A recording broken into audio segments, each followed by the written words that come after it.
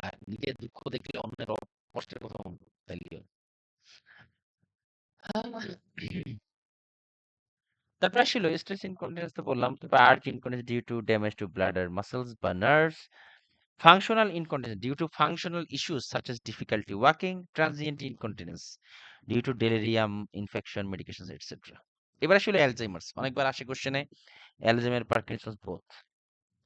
আচ্ছা, Alzheimer's disease কিন্তু একটা অর্গানিক ব্রেইন সিনড্রোম, ঠিক আছে, বা নিউরো কগনিটিভ ডিসঅর্ডার। এখানে হয় কি, অর্গানিক ব্রেন সিনড্রোম বা নিউরোজেন এবং এই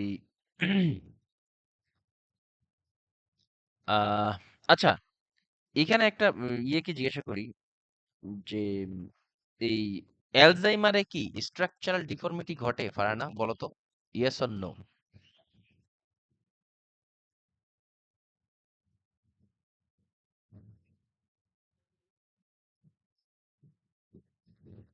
অ্যালজাইমার তো ডিমেনশিয়ার, এটা হচ্ছে প্রোগ্রেসিভলি বাড়ে, এটা স্ট্রাকচার। হ্যাঁ হ্যাঁ হয়। অর্গানিক ব্রেইন সিনড্রোম ডিমেনশিয়াতে, ডিমেনশিয়া এবং অ্যালজাইমার এই দুইটা অর্গানিক ব্রেইন সিনড্রোম মোস্টলি। ডেলিরিয়ামও হয় বাট কম, ডেলিরিয়ামটা এত না, ডেলিরিয়ামটা সামান্য, এটা ডেলিরিয়াম কিন্তু টেম্পোরারি। হ্যাঁ,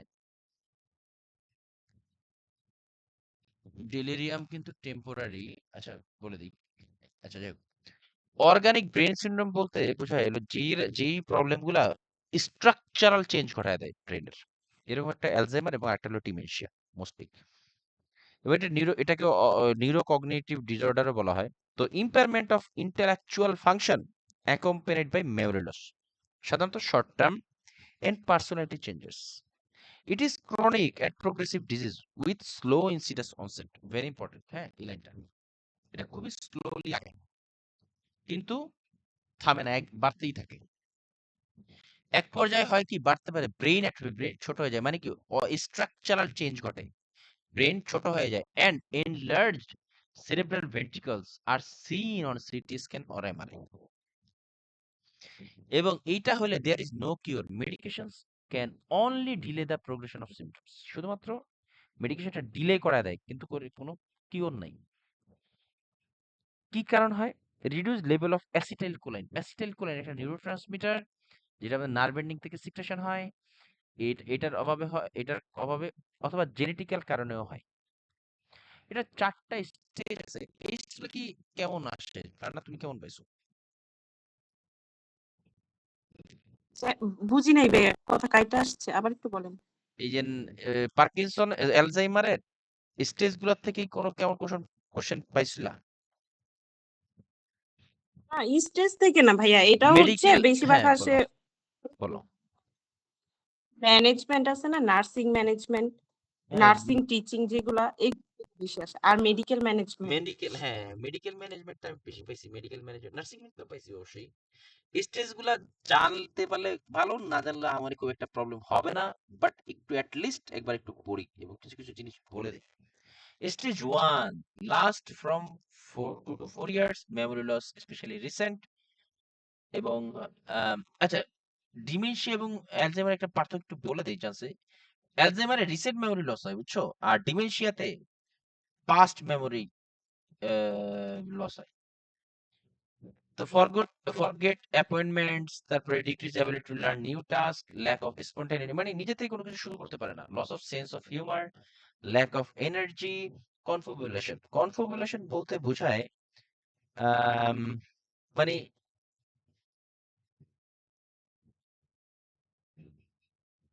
মানে কোন একটা গ্যাপের ভিতরে সে একটা ইয়ে বানায়, কি বলে এটাকে, একটা হিস্ট্রি তৈরি করে। তারাও দেখাইতেছি। আহ, এটা কি মানে কোন সিস্টেম, এটা কি ইউরিনারিতে আছে এই যে আলজেইমার? কি বলতেছে? না ইউরিনারিতে না তো, এটা হচ্ছে মেন্টালের একটা ডিমেনশিয়া আছে না। না না ভাইয়া, তো আমরা তো ইউরিনারি সিস্টেম করতেছি না তো। না না আমরা এটা এই জিনিস এই যে এখানে পড়ছি স্টেজ, এই যে অ্যালজাইমার, এই যে ও, গেজিং এটা দিয়ে করতেছে বইয়ে পাইতেছি না, এই পেজটা পাইতেছি। 256 নম্বর পেজ। তাহলে এতক্ষণ কি দেখছো? দেখো এই স্লাইডের দিকে দেখো, তাইলে পেয়ে যাবা। ডিম ও সরি, ডেলিরিয়াম ডিমেনশিয়া ডিপ্রেশন।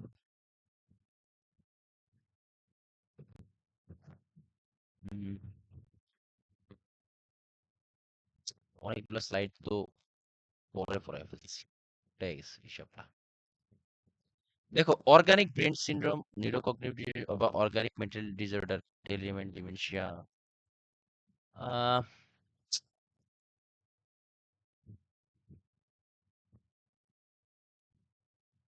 আচ্ছা, অ্যালজাইমার সম্পর্কে একটু বলি। হ্যাঁ, অ্যালজাইমার, এই যে দেখো, এই যে আমাদের টোটাল যেই ব্রেইন, এই ব্রেইনের, এটা পুরোটা একটি ব্রেন না, এই ব্রেনের মোস্টলি তোমার এই হিপোক্যাম্পাস এই জায়গাটা বেশি ছোট হয়ে যায়। এই জায়গাটা, সরি, এটা না, এই যে এই মানে এই যে টোটাল যে স্ট্রাকচার, এই স্ট্রাকচারটা ছোট হয়ে আসে এই ইয়েতে, অ্যালজাইমার ডিজিজে। হ্যাঁ, এবং এইটা অনেকটা বলা হয় যে তোমার acetylcholine changes in Alzheimer. The brains of patients with Alzheimer disease show severe neurodegeneration and reduction of cholinergic neurons, and a severe deficiency of acetylcholine transferase activity is significantly decreased. সোজা কথা হলো কি জানো, এই অ্যালজাইমার ডিজিজে আমাদের যে acetylcholine, এটা নার্ভের দিক থেকে সিক্রেশন হয়, এবং এটা যখন সিরিয়াস লেভেলে কমে যায় তখনই তোমার কি বলে, আহ, এই পেশেন্টের ব্রেইনের বা স্ট্রাকচারাল ডিফর্মিটি ঘটে। হ্যাঁ, আর আরেকটা জিনিস হলো, একটা জিনিস লিখে রাখো যে সিভিয়ার অ্যালজাইমার আমাদের মোটর অ্যাক্টিভিটিকে এফেক্ট করে। হ্যাঁ,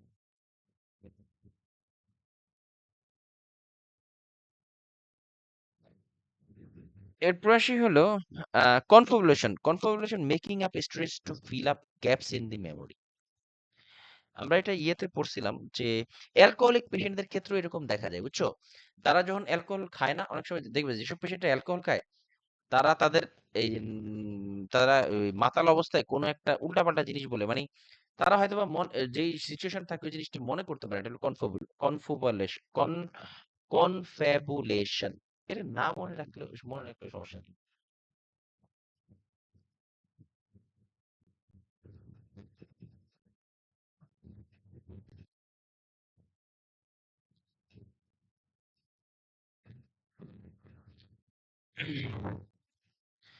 এরপর আসি হলো অ্যালজাইমার সম্পর্কে আরেকটু কিছু বলি। কনফ্যাবুলেশন, তারপর expressive aphasia. Expressive aphasia, aphasia মানে কি জানো? Inability to speak and understand. Inability to speak and understand. বিষয়টা কি? বিষয়টা হলো যে এক্সপ্রেসিভ অ্যাফেসিয়া বলতে, এটা কিন্তু আমরা স্ট্রোকেও দেখি। হ্যাঁ, স্ট্রোকেও কিন্তু দেখি যে এমন একটা এক্সপ্রেসিভ অ্যাফেসিয়া হলো inability to speak due to damage to Broca's area.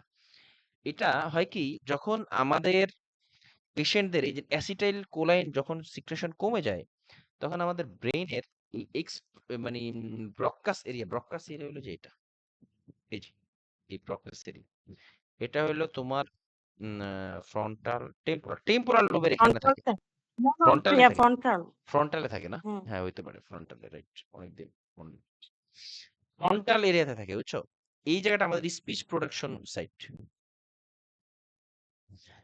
এই ব্রডকাস্ট এরিয়াতে, ফ্রন্টাল লোবের ব্রডকাস্ট এরিয়াতে তোমার এই যখন তোমার অ্যাসিটাইলকোলিন রিসেপ্টর আস্তে আস্তে কমে যায়, মানে এই স্ট্রাকচারাল ডিফর্মিটি ঘটে, তখন আমরা কথা বলতে পারি না।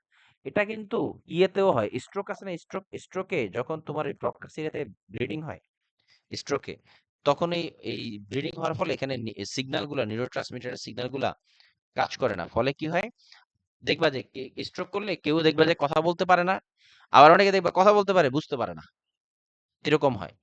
যখন তোমার কথা বলতে পারে বুঝতে পারে না, সরি, যখন বুঝতে পারে না, তখন তখন হইলো অক্সি হ্যাঁ, ওয়ার্নিকাস, যেটা ভার্নিকাস এরিয়া। বুঝতে পারে। ভার্নিকাস এরিয়াতে যেটা আমরা যে কথা বলি যে তোমরা যে বুঝতে পারতেছো, তার মানে হলো তোমাদের ভার্নিকাস এরিয়া কাজ করতেছে প্রপারলি। স্ট্রোকের ক্ষেত্রে এটা যেটা খুব বেশি দেখা যায় যে স্ট্রোকের ক্ষেত্রে হয় কি, যদি দেখো যে পেশেন্ট কথা বুঝতে পারতেছে না, তার মানে ব্লিডিংটা হয়েছে ভার্নিকাস এরিয়াতে। আর যদি দেখো যে সে বুঝতে পারতেছে বাট কথা বলতে পারতেছে না, সেটা হলো ব্রডকাস এরিয়াতে ব্লিডিং হয়েছে। এটা আমরা নিউরোতে শিখি। হ্যাঁ, যখন এমন হয় যে আম, কথা বলতে পারে না, সেটাকে বলে এক্সপ্রেসিভ এফেসিয়া। আর যখন সে বুঝতে পারে না, সেটাকে বলা হয় রিসেপটিভ এফেসিয়া। আর যদি এমন দেখো যে পেশেন্ট বুঝতেও পারে না, কথাও বলতে পারে না, এটাকে বলা হয় গ্লোবাল এফেসিয়া, মানে কম্বাইনেশন অফ বোথ। তাহলে আমাদের অ্যালজাইমার ডিজিজে কি হয়? এক্সপ্রেসিভ এফেসিয়া, মানে সে কথা বলতে পারে না। প্রবলেমটা কোথায়? ব্রডকাসে। এখানে ব্লিডিং প্রবলেম নাই, কারণ নিউরো ট্রান্সমিটার রিলেটেড প্রবলেম, এই জন্য এরকম হচ্ছে। এরপর আসি হলো ল্যাক অফ স্পন্টানিটি, কোনো একটা জিনিস ইজিলি নিজে শুরু করতে পারে না। এই সৃষ্টি তো হয় may last several years, like restlessness, agitation, wandering, inability to carry out activity of daily living. এর ফলে কি, এই যে কথা বলতে পারে না, বুঝতে পারে না, এরকম হলে হয় কি, তার ডেইলি অ্যাক্টিভিটি অফ ডেইলি লিভিংটা খুবই কমে যায়। Stop driving, disorientation on to time, person and place, impaired judgement, inappropriate social behaviour. তারপরে কি, ল্যাক অফ ইনসাইট, তার ভিতরে মানুষের প্রতি তার ইয়ে থাকে না। তারপরে রিসেপটিভ রিপিটেটিভ বিহেভিয়ার, একই কাজ বারবার করে। Forget phone numbers, address, depression হয় if patient is aware of the loss. যদি পেশেন্ট চিন্তা করে যে আরে আমার এরকম হইতেছে কেন, তখন সে ডিপ্রেসড হয়ে যায়। তার ভোরাশিয়াস অ্যাপেটাইট, খুবই ক্ষুধার্ত থাকে। সরি, ভোরাশিয়াস হলো ভোরাশিয়াস শব্দের অর্থ হলো ক্ষুধামন্দ থাকে। ডিপ্রেশন থাকে ইফ পেশেন্ট। সানডাউনিং একটা ইয়ে আছে, এটা দু একটা জায়গায় পাইছি। সানডাউনিং, সানডাউনিং হলো দিনের শুরুতে কনশাস লেভেল খুব হাই থাকে, বুঝছো? দিনের শুরুতে কনশাস লেভেল হাই, সূর্য যখন অস্ত যায়, মানে যখন অন্ধকার নেমে আসে, সে কনফিউজড হয়ে যায়। এটাকে সানডাউনিং সিনড্রোম বলে। আমি এটা অনেক পেশেন্ট পাইছি আমি জাপানে, এটা এই অ্যালজাইমার পেশেন্ট। সানডাউনিং সিনড্রোম, দিনের যখন সূর্যের আলো ওঠে না, হেভি এনার্জেটিক, হেভি অ্যাক্টিভ থাকে। সূর্যের আলো যখন নামতে থাকে আস্তে আস্তে, মানে সন্ধ্যার দিকে, সে কনফিউজড হয়ে যায়। এটাকে বলা হয় সানডাউনিং সিনড্রোম। তোমাদের নিকট আত্মীয় যদি থাকে, কেউ দেখতে পারো, মনে করতে পারো। The closer to evening and sundown, the more confused and agitated the client becomes. এটাকে বলা হয় সানডাউনিং সিনড্রোম। দিনের শুরুতে ভালো থাকে, দিন যত বাড়ে, সন্ধ্যার দিকে আগায়, ততই সে কনফিউজড হয়ে যায়। এটা হলো sundowning syndrome. Increase confusion and wandering behaviour towards the sunset. এই যে সানডাউনিং। স্টেজ 3 তে কি, last 1 to 2 years or until death, lack of interest in food, emaciation, মানে খুব এত শুকনা হয়ে যায় যে খাবারের প্রতি আগ্রহটা থাকে না, একদম শুকিয়ে কাঠ হয়ে যায়। inability to communicate, urinary and fecal incontinence, seizure, agnosia, etc. Stage 4 এ যে কি, অ্যাগ্রাফিয়া, মানে inability to read এবং লেখা টাকা এগুলো ভুলে যায়। ইভেন কি ছেলেমেয়েদের চিনতে পারে না, জানো? Hyper orality, like put everything in mouth, need to chew, যেগুলা চাবায় খাইতে হবে সেগুলা সে গিলে খাওয়ার চেষ্টা করে, মানে এলো পাতারে উল্টাপাল্টা আচরণ। Hyper metamorphosis, need to touch anything that is seen, সবকিছু টাচ করতে চায়, এরকম। আচ্ছা, এরপর আসলে এবার আসলে ম্যানেজমেন্টে যাওয়ার আগে একটা জিনিস আমি বলি, যে তোমার এই যে এখানে যে মেডিসিন গুলো ব্যবহার করা হয়, এই মেডিসিন গুলো মূলত এরা এই যে ব্রেইনে যে আমাদের এই ছোট ছোট কয়েকটা ইম্পর্টেন্ট কয়েকটা জিনিস লিখে রাখা উচিত।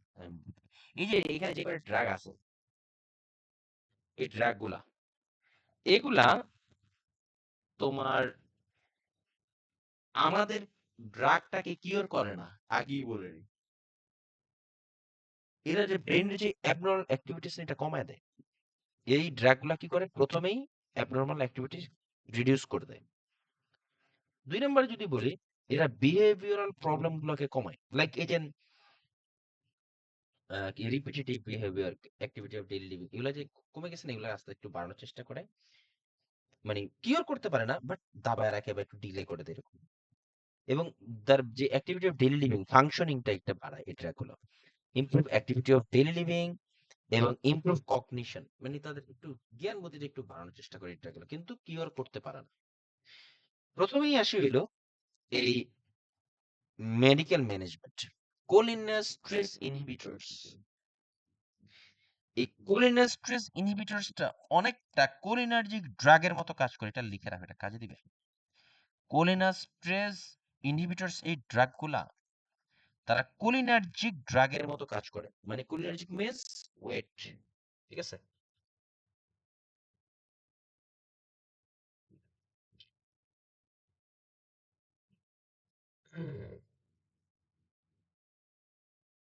এইখানের এই যে কোলিনাস্ট্রেজ ইনহিবিটরস এই ড্রাগগুলা না, এই ড্রাগগুলা কিন্তু এই যে মাইস্থিনিয়া গ্রাভিসেও কাজ করে। মাইস্থিনিয়া গ্রাভিসেও খুব ব্যবহৃত হয়। মাইস্থিনিয়া গ্রাভিস নিউরো, এটা নিউরোর পড়া, যাই হোক বললাম মাথায় রাখো। এরা কি এই কোলেস্টেরল ইনহিবিটরস কি করে? এরা ইনক্রিজ অ্যাসিটাইল কোলাইন রিসেপ্টর, মানে এরা অ্যাসিটেট লেভেল বা অ্যাসিটাইল কোলাইনের যে কাজ এটাকে বাড়ায় দেয়। They increase level of acetyl choline which is usually low in Alzheimer's.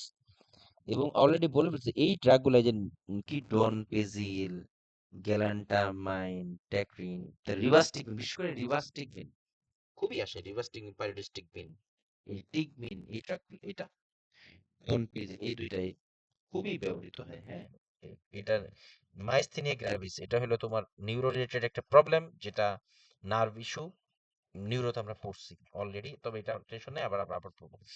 তো এই যে এই ড্রাগ, মানে এই ড্রাগগুলা মাইস্থেনিয়া গ্র্যাভিসে ব্যবহার করে, এবং এই ড্রাগগুলা কিন্তু কগনিশন লেভেল বাড়ায় না, বাট এর যে ডিজিজ প্রসেস, এই প্রসেসটাকে একটু স্লো করে দেয়।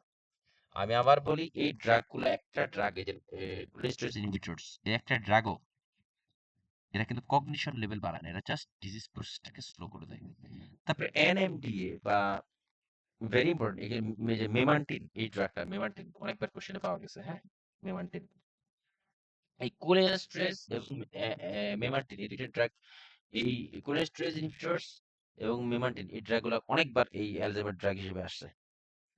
এনএমডি বা N methyl D aspartic acid receptor antagonist, এত কিছু দরকার নেই, জাস্ট মেমান্টিন মাথায় রেখো, তাইলে হবে, এটাও ব্যবহার হয়। তারপরে antipsychotic, anti depressant, specially SSRI, anti depressant হিসেবে স্পেশালি এসএসআরআই ড্রাগগুলো ব্যবহার করা হয়,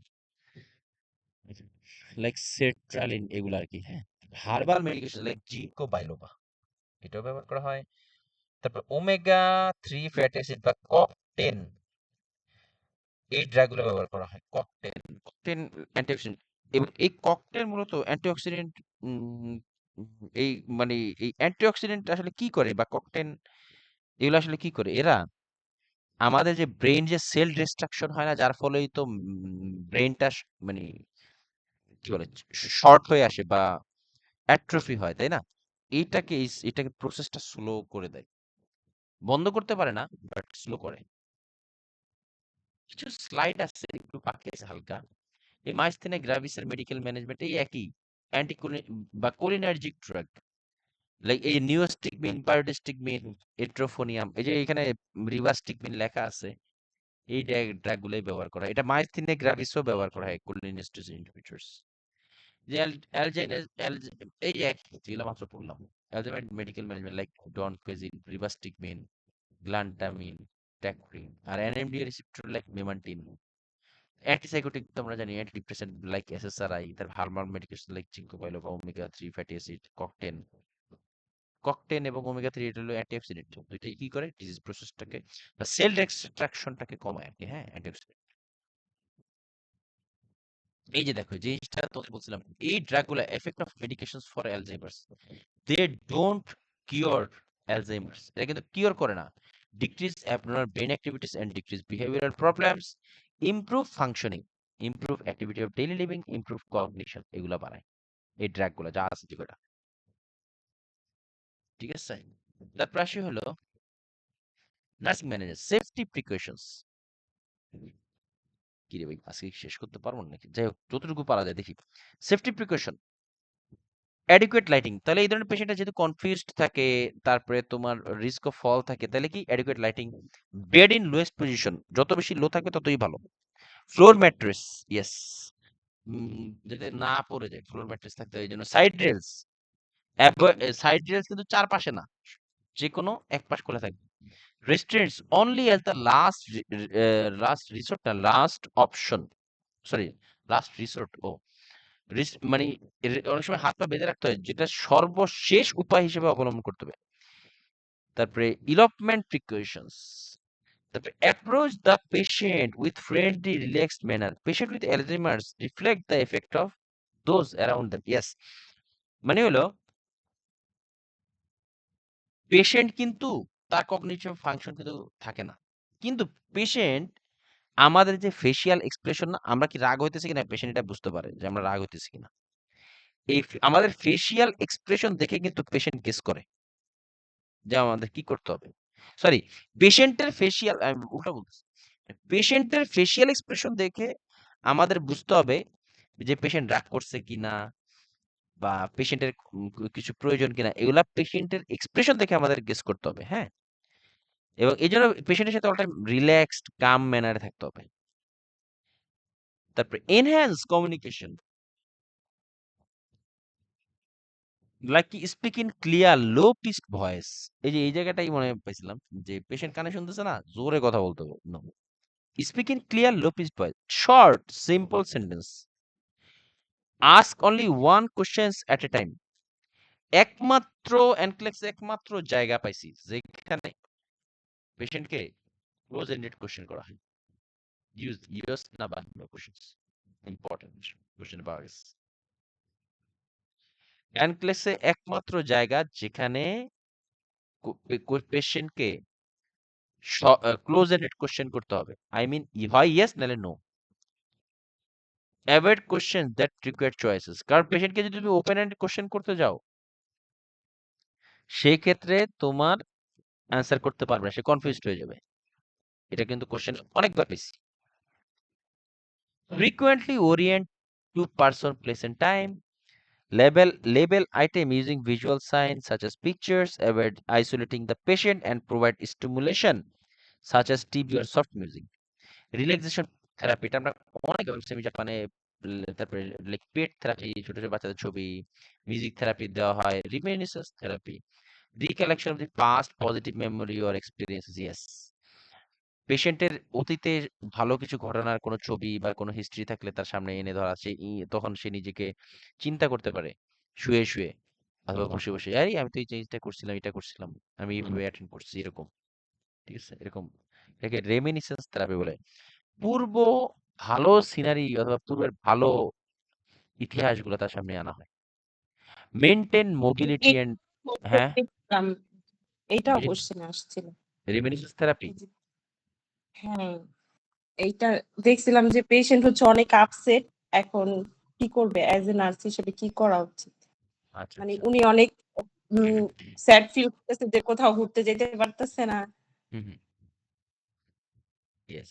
আমরা আমি যখন ছিলাম তখন এরকম হতো, পেশেন্ট অনেক অনেক ছেলে মেয়েদের নাতি নাতির কাছে যাইতে যেত, তো নাতি ওদের ফ্যামিলি মেম্বার আমাদের কাছে তাদের ফ্যামিলি ছবি অ্যালবাম পাঠিয়ে দিত, আমরা তাদেরকে দেখাইতো, ওই এরা আবার আমার দেখাইতো যে আরে আমি যে করছি এটা আমার নাতি, এই অমুক সমুক এরকম বলতো। Maintain mobility and exercise as possible, like walking as able. তারপরে হলো তোমার range of motion exercise if bedridden, যদি বেডরিডেন থেকে তাহলে হাত পা নাড়াচাড়া করতে হবে, বা রেঞ্জ অফ মোশন এক্সারসাইজ বলে। Promote bowel and bladder incontinence, sorry, promote bowel and bladder continence by schedule toilet training program. তারপরে হলো provide high calorie diet for those who are hyperactive, যারা বেশি নড়াচড়া করে বা বেশি অ্যাক্টিভ থাকে তাদের ক্ষেত্রে high calorie. Finger food if necessary, yes, finger food হলো এমন ধরনের খাবার যেগুলো হাতে নিয়ে ঘোরা যায়, হেঁটে হাঁটতে হাঁটতে খাওয়া যায়, এগুলো ফিঙ্গার ফুড। আচ্ছা, ফিঙ্গার ফুড আরেকটা কন্ডিশনেও দেই এবং এনকারেজ করা হয়, আরেক দুইটা কন্ডিশন, একটা না, একটা বলতে পারলে ভালো, দুইটা বলতে পারলে বেশি ভালো, কে বলতে পারবে? রুনা বাদে সবাই পারা উচিত। পারবা? তৌকির, লাবণী, সাদিয়া। ম্যানিক পেশেন্ট, ভাইয়া মানে কি প্রশ্নটা কি করছে? ফিঙ্গার ফুড কাদের ক্ষেত্রে রিকমেন্ড করা হয়? এক হইলো তো অ্যালজাইমার তো আছেই, আরো দুইটা কন্ডিশন আছে সেখানে, একটা হইলো ম্যানিক, আর একটা হলো টুডলার, বাচ্চাদের টুডলার, এদের ক্ষেত্রে ফিঙ্গার ফুড রিকমেন্ড করা হয়। এনকারেজ ক্লায়েন্ট, ফিঙ্গার ফুড মানে কি, যেগুলো হাতে হাতে মুভ করে নিয়ে খাওয়া যায়, এগুলো ফিঙ্গার ফুড। মানে হাঁটতে হাঁটতে খেতে পারবা। Encourage client to stay awake during the day so they can sleep at night, avoid stimulation at bedtime। ঠিক আছে, কিছু স্লাইড বাকি আছে, একটু দেখি আলজাইমার রিলেটেড। তো অ্যালজাইমার পেশেন্টদের রিস্ক অফ ফল থাকে, হ্যাঁ, সেটা একটু আমরা দেখি কি কি বিষয়গুলা অ্যাভয়েড করতে হবে।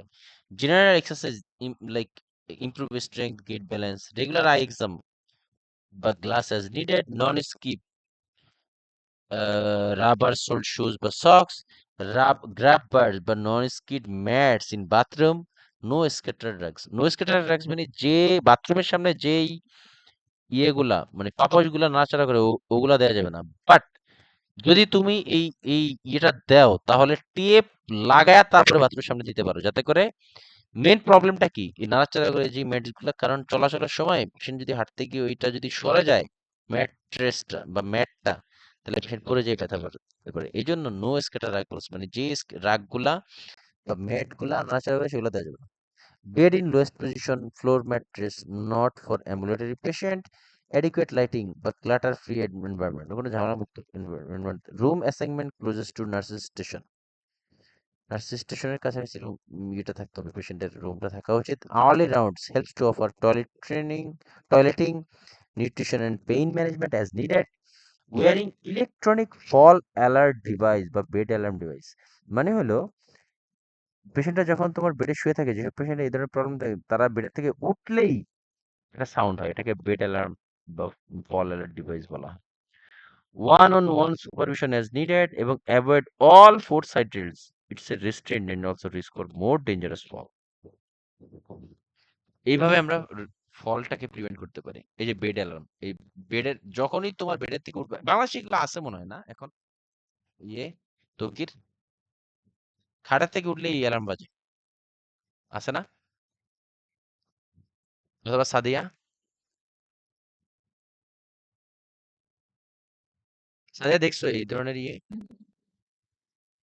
খাটের থেকে উঠলে এই হ্যাঁ, অ্যালার্ম আমি বাজে, দেখি। দেখো নাই? না ভাইয়া। ও তৌকির,